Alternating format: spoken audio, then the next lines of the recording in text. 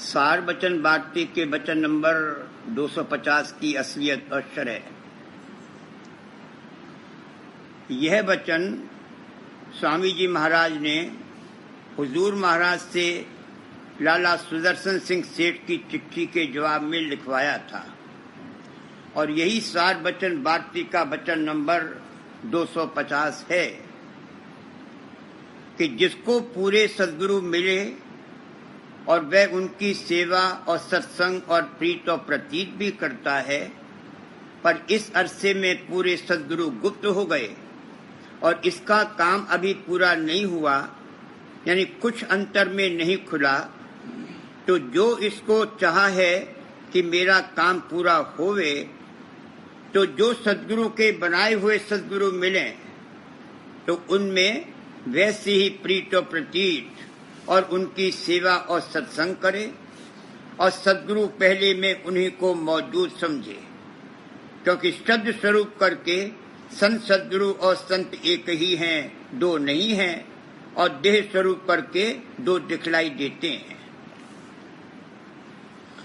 एक फिरके के लोग जो गो अपने को संत मत राधा स्वामी मत के अनुयायी ही कहते हैं और स्वामी जी महाराज को प्रथम आचार्य और गुरु मानते हैं, मगर राधा स्वामी नाम को कुल मालिक का जाति और सच्चा और ध्वन्यात्मक नाम होना नहीं मानते, बल्कि सत्य नाम की टेक रखते हैं और 5 नाम का सुमिरन करते और दूसरों को बतलाते हैं। इस वचन को सत्य नहीं मानते और जो उपदेश और महत्वपूर्ण सिद्धांतों और उसूलों का वर्णन इस वचन में व इससे अगले 2 वचनों में, यानी वचन नंबर 250, 251 और 252 में किया गया है, उसको कबूल व मंजूर नहीं करते, बल्कि अपने यहाँ की पोथी में से इन तीनों वचनों को निकालकर उनकी जगह एक नया छोटा सा 5-7 लाइन का वचन छाप दिया है कि जिसको एक बार पूरे सद्गुरु मिल गए तो उनके गुप्त होने पर उसको फिर दूसरा गुरु धारण करने और रूप बदलने की जरूरत नहीं, बल्कि पहले रूप का ही ध्यान किया करें। ये गलत है। ये तीनों वचन जैसा कि ऊपर लिखा गया है लाला सुदर्शन सिंह सेठ की चिट्ठी के जवाब हैं। वक्तन फवक्तन वो स्वामी जी महाराज को अपनी डायरी लिखकर भेजा करते थे, जैसा कि जीवन चरित्र में लिखा है। उसके निस्बत स्वामी जी महाराज जवाब और हिदायत दिया करते थे। इस खास मौके पर हुजूर महाराज, चाचा जी साहब और लाला सुजान सिंह सेठ मौजूद थे। स्वामी जी महाराज के हुक्म और हिदायत के अनुसार हुजूर महाराज ने चिट्ठी लिखी और स्वामी जी महाराज को पढ़कर सुनाई। उसमें से खत से ताल्लुक रखने वाली इबारत निकालकर बाकी ज्यों का त्यों लफ्ज व लफ्ज इन तीनों वचनों में छापा गया है। लाला सुदर्शन सिंह का चूल्हा छूटने के कुछ अरसे पहले तक ये चिट्ठी उनके कब्जे में थी और फिर उन्होंने इस चिट्ठी को बाबूजी महाराज को दे दिया और अब वह सत्संग के महफिज खाने में मौजूद है। सन 1904 ईस्वी में ट्रस्ट कायम होने के पहले तक पोथियां हुजूर महाराज और चाचा जी साहब दोनों की जॉइंट अथॉरिटी में छपती थी। सार बचन भारती के प्रथम एडिशन के मुख्य पृष्ठ पर इस तरह लिखा है, पोथी सार बचन राधा स्वामी नसर यानी वार्तिक, हस फरमाइश राय सालीग्राम साहब बहादुर चरण सेवक खास और लाला प्रताप सिंह साहब बिरादर खुर्द हुजूर राधा स्वामी साहब के इलाहाबाद मतवे प्रयाग प्रेस कंपनी लिमिटेड में बाएतमाम मुंशी शीतल प्रसाद सेक्रेटरी और मैनेजर की छापी गई फरवरी सन 1884 ईस्वी। छापे खाने में किताबें छपवाने वगैरह का काम लाला सुजान सिंह सेठ के हाथ में था। अगर स्वामी जी महाराज के असली वचन में कोई शख्स किसी किस्म की रद्दोबदल करता तो क्या चाचा जी साहब या लाला सुजान सिंह सेठ चुप रहते? उनके पास तो वह असली चिट्ठी जिसके आधार पर ये वचन है मौजूद थी, और अब भी कोई देखना चाहे तो उस चिट्ठी को देख सकता है और मिलान कर सकता है कि आया ये तीनों वचन स्वामी जी महाराज की चिट्ठी की लफ्ज व लफ्ज नकल है या नहीं। ऐसी सूरत में ये कहना कि तीनों वचन स्वामी जी महाराज के उपदेश नहीं है, और इतना ही नहीं बल्कि ये कहना कि यह तो लोगों ने अपने मतलब के माफिक गढ़ लिए हैं, और स्वामी जी महाराज का जो असली वचन और उपदेश है वह जैसा कि हमने अपनी पोथी में छापा है वैसा है, राधा स्वामी मत की जड़ काटना है। और उन लोगों पर जिन्होंने कि स्वामी जी महाराज के वचन वाणी छापने का काम केवल सेवा भाव से किया, ये इल्जाम लगाना गजब है। स्वामी जी महाराज की सेवा में हुजूर महाराज ने 20 बरस तक अपनी जान पेल दी। उनको तो वे लोग कुछ नहीं समझते, और जो भटकते हुए कभी सिर्फ चंद रोज के लिए स्वामी जी महाराज का सत्संग कर गए और फिर दोबारा कभी दरबार में हाजिर नहीं हुए, उनके लिए कहते हैं वो जानते थे कि क्या स्वामी जी महाराज का उपदेश है और क्या नहीं है। वह लोग ये भी कहते हैं कि वचन नंबर 250 में जिद्दैन बातें लिखी हैं, ये गलत है। कोई जिद्दैन बात नहीं है। जवाब लिखवाते वक्त बीच में लाला सुजान सिंह सेठ ने एक सवाल किया था, उसका जवाब भी इसी में है। बीच में ये आकर फिर पहले वाला सिलसिला पकड़ लिया गया है। अगर इन सब तवारीखी हालात को मद्देनजर रखते हुए गौर से पढ़ा जाए तो मालूम होगा कि वचन नंबर 250 में कोई जिद्दैन बात दर्ज नहीं है। इसी वचन में आगे चलकर आया है, जब सद्गुरु वक्त गुप्त होते हैं वे उस वक्त किसी को अपना जानशीन मुकर्रर करके उसमें खुद आजमाते हैं और बदस्तूर जीवों का कार्य करते रहते हैं। खुद आजमाते हैं, इसका मतलब उन लोगों की समझ में नहीं आता, और इस वजह से बहुत सी खुराफात बातें बनाया करते हैं। कहते हैं कि खुद आजमाते हैं, तो क्या उस जानशीन की सूरत निकल जाती है या बेदखल हो जाती है? ये सब जाहिर करता है कि मत के गुण भेद से वो कतई नावाकिफ हैं और ना अंतर में अभ्यास में उनको कुछ तजुर्बात हुए हैं जिससे कुछ समझ में आवे और आ सके। इन सब चीजों का तफसील के साथ नीचे बयान किया जाता है। अंतर में खुलने का मतलब ये है कि पूरा होश रखते हुए तीसरे तिल और तीसरे तिल के परे जाने की गति हासिल हो जावे। पूरा काम तब बनेगा जबकि पूरा उद्धार होगा, वो बड़ी दूर है। अगर तीसरा तिल नहीं खुला है, यानी अभी पिंड में ही मुकय्यद है, तो उससे बिना देहधारी गुरु की मदद के उद्धार की कार्रवाई कदापि नहीं बन सकती है। अगर तीसरे तिल या उसके परे पूर्ण होश के साथ जाने की गति हासिल हो गई है, तो अलबत्ता देहधारी गुरु की जरूरत नहीं है। वह ऊंचे घाट पर हिदायत ले सकता है, लेकिन अगर ये दशा नहीं प्राप्त हुई है और उसको अपना काम पूरा कराने की चाह है, तो सद्गुरु के बनाए हुए सद्गुरु की शरण में जरूर जाना चाहिए और वैसी प्रीत प्रतीत और सेवा वगैरह करनी चाहिए। संत मत राधा स्वामी मत का पहला और बड़ा जरूरी उसूल ये है कि कोई कार्रवाई जो तीसरे तिल के नीचे पिंड में की जाएगी वो संत मत के हिसाब से निष्फल है। पिंड में मन और माया की शक्तियों का इस कदर जोर शोर है कि मामूली जीव की क्या ताकत है। अगर संत सूरत भी पिंड में उतरे तो यहाँ के तम और अंधकार से बरी नहीं रह सकती। यह सिर्फ कहने को कह दिया है, वरना ऐसा कभी होता नहीं है। संत तीसरे तिल से नीचे कभी नहीं उतरते। इसका मुफस्सिल बयान नीचे किया जाएगा। यहाँ कहने का मतलब ये है कि अगर अंतर में नहीं खुला है तो बिना देहवान गुरु के कैसे हिदायत मिल सकती है और चेत आ सकता है। जीव के पास कोई जरिया इस बात के जानने का नहीं है कि अंतर में जो हिदायत मिल रही है वो हमारा मन दे रहा है या काल दे रहा है या भूत प्रेत दे रहा है या राधा स्वामी दयाल दे रहे हैं। जिस चीज और काम में रग़बत और शौक है वैसी ही हिदायत ले लेगा, और उसके खिलाफ कोई हिदायत होगी तो चाहे देहधारी गुरु ही क्यों न दें कभी नहीं मानेगा। इसलिए राधा स्वामी दयाल ने जबरदस्ती रवा नहीं रखी है।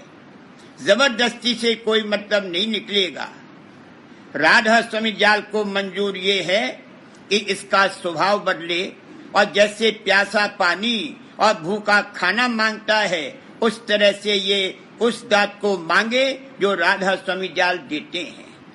उस वक्त वह चीज इसको दी जाएगी, तब वह प्रिय लगेगी और सुहाएगी, और तभी जो काम करना और कराना है बड़ी खुशी से करेगा, वरना जबरदस्ती से न कर सकता है, और अगर करे तो न वह नतीजा और मतलब निकल सकता है जो कि निकलना चाहिए। जब बाहर में कहा जाता है तब कोई नहीं मानता, तो अंतर में कहा जाए या हिदायत दी जाए उसको कौन मानेगा और सुनेगा। कहने का मतलब ये है कि अगर अंतर में नहीं खुला है तो अंतर में कदापि हिदायत नहीं ले सकता, और इसलिए ये कहना कि एक संत सद्गुरु के गुप्त होने के बाद दूसरे संत सद्गुरु की जरूरत नहीं है, गलत है। अगर इस बात को मान लिया जाए तो फिर अवतार लेने और संत साध महात्मा के बार बार आने की कोई जरूरत नहीं है। जिन लोगों को परमात्मा की लगन और शौक नहीं है और जीव के कल्याण का फिक्र नहीं है, वह लोग एक संत सद्गुरु के गुप्त होने पर उनके बनाए हुए दूसरे संत सद्गुरु की शरण में नहीं जावेंगे, तो जैसा कि फरमाया है उनका काम भी नहीं बनेगा। वो पहले गुरु की टेक बांधे रहेंगे। उससे कर्म फल तो मिलेगा, क्योंकि कोई कर्म निष्फल नहीं जाता, मगर भक्ति फल जो कि संत मत का फल है नहीं मिल सकता। ये कायदा है कि जिसको हिदायत देनी है वह जिस घाट पर बैठा है उस घाट पर मालिक आकर बैठे तब हिदायत दे सकता है और वो हिदायत ले सकता है। यानी जब तक मालिक देह धारण करके संत सद्गुरु स्वरूप में न आवे तब तक जीवों को न चेता सकता है न उद्धार कर सकता है। संत सद्गुरु के वचन वाणी, दर्शन पर्शन, सत्संग सेवा आदि सब में बड़ा भारी रूहानी असर होता है, और जो जीव उनके सन्मुख और संबंध में आते हैं उन पर अंतर्मुख आकर्षण होता है और अंतर में खिंचते हैं। इस रीति से धीरे धीरे उद्धार की कार्रवाई होती है। एक संत तो वो हैं जो सिर्फ रचना की संभाल करने और यहाँ एतदाल कायम रखने के लिए आते हैं। वो नित्य अवतार हैं, हमेशा मौजूद रहते हैं। दूसरे संत वो हैं जो उद्धार करने के लिए आते हैं, और उद्धार बिना गुरुमुख के नहीं हो सकता। सत्य संत भी आवें और अगर गुरुमुख यानी चेला साथ में न लावें तो उद्धार नहीं कर सकते। गुरुमुख की बड़ी भारी महिमा है। बड़े बड़े उधरे उस संगा, गुरुमुख है इन सबसे चंगा। गुरुमुख की गति सबसे भारी, गुरुमुख कोटिन जीव उबारी। कहाँ लग महिमा गुरुमुख गाऊं, कोई न जाने किस समझाऊं। फरमाया है कि जो संत दयाल हैं वो गृहस्थ ही में रहते हैं। गृहस्थ में रहने से मतलब ये है कि गुरुमुख लेकर आते हैं, यानी सिद्ध साधक रूप में आते हैं। सत्य संत तीसरे तिल पर आकर बैठते हैं और बीच के सब मुकामात उनके खुले हुए रहते हैं। उनकी चैतन्यता इस कदर भारी होती है कि उसके भास से देह के सब कामकाज बखूबी हो जाते हैं और उनको तीसरे तिल के नीचे उतरने की जरूरत नहीं होती। हर जगह के लिए एक कम से कम और एक ज्यादा से ज्यादा मिकदार चैतन्यता की मुकर्रर है। अगर उससे ज्यादा चैतन्यता आवे तो उस मंडल का तोड़ फोड़ हो जाएगा। अगर जरूरत से ज्यादा चैतन्यता अपने देह स्वरूप में लावें या तीसरे तिल के नीचे उतरें, तो न उनकी देह कायम रहेगी और न ये देश ही कायम रह सकेगा।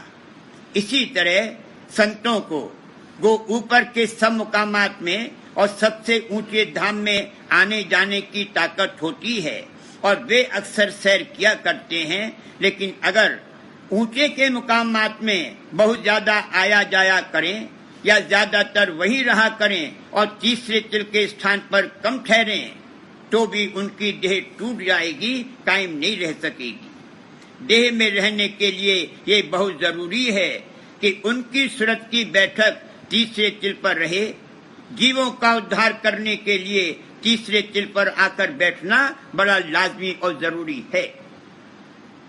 गुरुमुख सूरत को तीसरे तिल के नीचे पिंड देश में उतारते हैं और जब वह सूरत नीचे उतरती है तो मामूली जीवों की तरह उस पर पर्दा और भुलावा पड़ जाता है और इस देश का अंधकार छा जाता है और मामूली जीवों की तरह इंद्रियों के भोग विलास और रसादिक में बरतता है।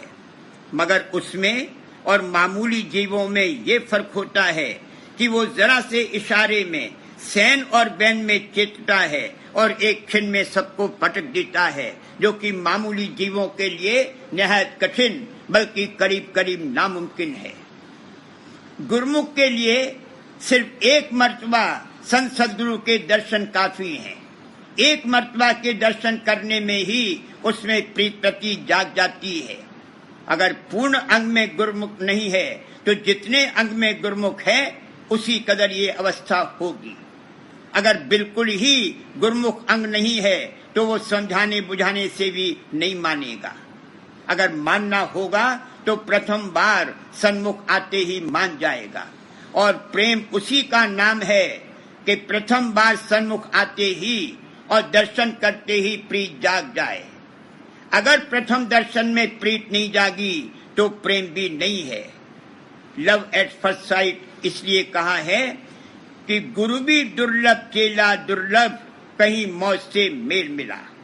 ऐसा गुरु भी दुर्लभ है और चेला भी दुर्लभ है और ऐसा संजोग मौज से मिलता है, प्रोपेगेंडा यानी प्रचार से नहीं। इस प्रकार गुरुमुख को नीचे उतार कर और उसके जरिए से ऊंचे और आला से आला दर्जे की चैतन्यता इस देश में और इस देश के जीवों के लिए मुहैया की जाती है। उसको यहाँ के सब तजुर्बात कराए जाते हैं, परख पहचान कराई जाती है। वह मामूली जीवों की तरह ही बरतता है, मगर उस पर हैवानी शक्तियों और अंगों का असर नहीं होता और उसके बर्ताव में विकारों की वृद्धि नहीं होती है, बल्कि उनको घटाया जाता है। मन के घाट हुए अब कामी, अस मेरे प्यारे राधा स्वामी। इंद्री घाट विकार घटामी, सो मेरे प्यारे राधा स्वामी। अलल पछ सम फिर उल्टामी, अस मेरे प्यारे राधा स्वामी। गुरुमुख परमार्थ के संयम, जतन और युक्ति वगैरह पूरे तौर पर और बड़ी मुस्तैदी के साथ कर लेता है, जो और जीवों से इस तौर पर नहीं बन सकते। यानी अल्पाहार करना, इंद्रियों के रसादिक और भोग विलासों से चित्त का हटा लेना वगैरह वगैरह। यह काम वह बड़ी कड़ी तबियत से करता है और जल्द उस अवस्था और घाट पर आ जाता है जहाँ से सूरत की चढ़ाई हो सकती है और यके बाद दीगरे सब घाट बहुत जल्द खुल जाते हैं। और जब स्वतः संत गुप्त होते हैं तब उसको तीसरे तल पर बैठा देते हैं और शब्द स्वरूप से उसमें आसमाते हैं और उसमें इस कदर काबिलियत आ जाती है कि बिना तीसरे तिल के नीचे उतरे हुए केवल भास मात्र से देह के सब कामकाज कर सकता है। तब उसमें और स्वतः संत में कोई फर्क बाकी नहीं रहता और वह वैसे ही उद्धार की कार्रवाई करने के लिए समर्थ है। यानी उद्धार की जो कार्रवाई स्वतः संत ने शुरू की थी वह बदस्तूर उसी तरह जारी रहती है। आप आज आन समाते हैं, इसके मानी और मतलब ये नहीं है कि स्वतः संत की सूरत गुरुमुख की देह में आसमाती है और गुरुमुख की सूरत निकल जाती है। किसी में भूत आता है या किसी में देवी भवानी का आवेश होता है या मामूल पर आमिल अमल करता है, तब क्या उसकी जीवात्मा निकल जाती है? उसकी जीवात्मा निकल नहीं जाती है, बल्कि भूत या देवी या भवानी या आमिल उसकी जीवात्मा पर हावी हो जाता है और हावी होकर जो चाहता है सो उससे करा लेता है, शासन करता है। इसमें कोई बेदखली या निकल जाना नहीं है। वचन बाबूजी महाराज भाग चौथा, सिलसिला वचन नंबर 53। आवेश और प्रवेश दो हैं। पूरे तौर पर आना प्रवेश कहलाता है और कुछ हिस्से में आना आवेश कहलाता है। काल जब तन में प्रवेश करता है तो सुध को निकालकर खुद नहीं बैठ जाता है, वह उसको ले जाता है। काल किया जब तन पर वेश, जीव चला तज यह परदेश। इसी तौर पर खुद आसमाते हैं का मतलब ये नहीं है कि स्वतः संत की सूरत गुरुमुख की देही में आकर बैठ जाती है और गुरुमुख की सूरत निकल जाती है और बेदखल हो जाती है। स्वतः संत या संत सत्य पुरुष राधा स्वामी का रूप है। उनका खाना पीना, चलना फिरना, बोलना वगैरह सब काम सत्य पुरुष राधा स्वामी की प्रेरणा और इम्पल्स से होते हैं। यानी देह धारण करके स्वतः संत यहाँ जो कार्रवाई करते हैं वह गोया सत्य पुरुष राधा स्वामी करते हैं। गुरमुख और जानशीन में आसमाने का मतलब ये है कि जैसे पहले स्वतः संत की कुल कार्रवाई सत्य पुरुष राधा स्वामी की प्रेरणा और इम्पल्स से होती थी, वैसे ही अब उनके गुप्त होने पर गुरुमुख की कार्रवाई सत्य पुरुष राधा स्वामी की प्रेरणा और इम्पल्स से होने लग गई। इसलिए स्वतः संत में और उनके बनाए हुए संत सद्गुरु में सिवा देह स्वरूप के कोई भेद और फर्क नहीं है। देह स्वरूप से अलग अलग और दो दिखलाई देते हैं, वरना शब्द स्वरूप से दोनों एक हैं। इसका मतलब ये है कि जब स्वतः संत गुप्त हुए तब उनका सुर्त रूप सिमटकर अपने धाम में समा गया और शब्द रूप चेले में आ समाया। और जैसे पहले स्वतः संत सत्य पुरुष से संबंध था, वैसा ही अब चेले का सत्य पुरुष से संबंध हो गया और तब स्वतः संत और उनके बनाए हुए संत सद्गुरु का रूप एक हो गया। इस दशा का वर्णन सार वचन वार्तिक भाग 2 वचन 235 में इस तरह किया है। फिर नाम का सूक्ष्म रूप और सद्गुरु का सूक्ष्म रूप और अपना सूक्ष्म रूप सब एक रूप नजर आवेंगे। और मालूम हो कि ऐसा नहीं है कि सत्य पुरुष अपना धाम छोड़कर यानी खाली करके यहाँ चले आते हैं। सब सुरतें और व्यक्तियां हैं। वाणी में सैकड़ों जगह संत सुरत आया है, तो जब संतों की सुरत और व्यक्ति है तभी तो ऐसा कहा है। बगैर सुरत रूप हुए तो धार नहीं आ सकती। वो अभेद और समाई हुई भी है और अलग व्यक्ति भी है। और भी मालूम हो कि वही सुरत यहाँ संत रूप धारण करके आती है, जिसमें यहाँ आनकर उद्धार की कार्रवाई करने की योग्यता होती है।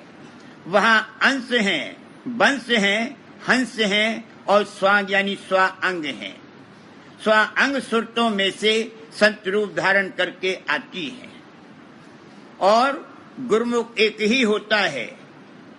होनहार गुरुमुख और संत और साध एक समय में एक से ज्यादा हो सकते हैं।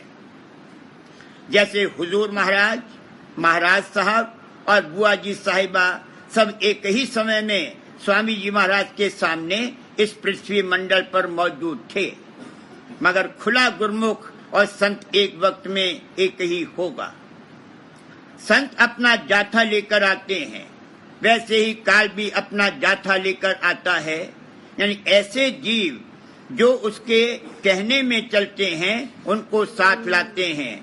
यद्यपि जब संत अवतार होता है तब काल अवतार नहीं ले सकता।